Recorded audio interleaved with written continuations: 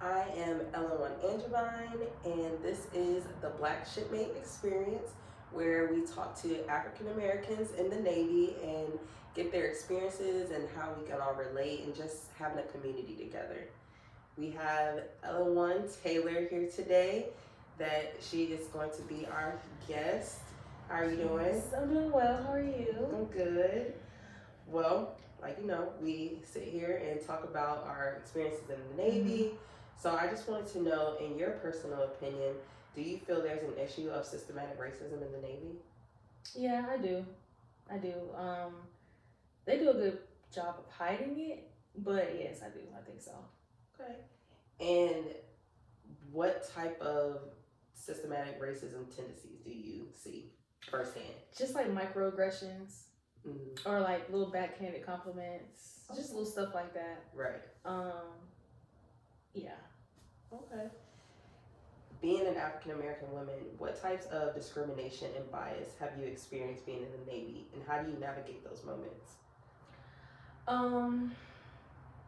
don't even know if it's just because I'm a black woman, but it's like I'll say something, and then they'll be like, okay, but I'm gonna ask so and so, right, who's a white woman or a white man, and they'll say the same exact thing that I said, and it's like, oh, okay, well, we'll take that for what it is. And it's like, I just said that. Right. Like they need validation from somebody else. Yeah.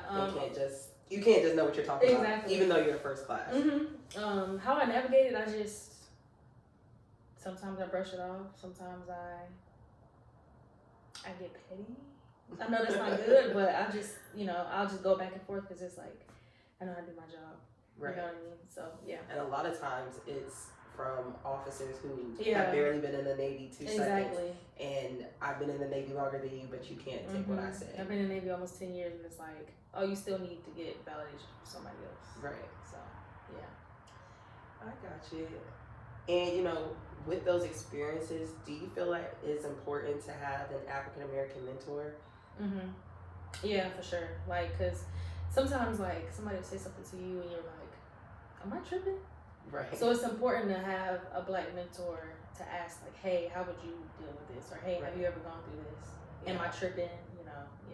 It's very important.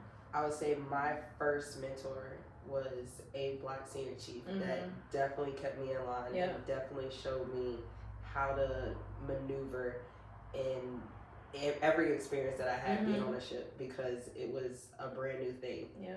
And if they're black, they don't hold back. Well, black people, like, they're going to tell you how it is. Tell you, like, hey, you need to straighten up because you're making us look bad. So, yeah, it's very important. Right. And what advice would you give to an African male or female that's considering joining the Navy in the political climate that we're in right now? I don't know. I would just say, like, don't lose yourself in it. Like, I know it's all politics, and I know, like, we have to code switch a lot. Right. But don't lose yourself in the code switching. And don't change yourself too much to conform to what they want you to be. Because you're still black at the end of the day. Right. They're still gonna see you as black, no matter how much you code switch or whatever the case. So yeah. That does happen a lot, where I feel like people change who they are to fit into a narrative for the Navy, and then they think there's so much they think they're different, but it's really not. They're not. And then they end up getting the end of the stick. And the harsh reminder that you are still black. Right. So no matter how much you talk proper when you pick up the phone, or no matter how much you kiss their feet, basically, like, you're still black. So, yeah. Well, thank you for joining me today. Again, this was Ellen Taylor joining us. And I am Ellen Angevine, and this was the Black Shipmate Experience. Bye-bye.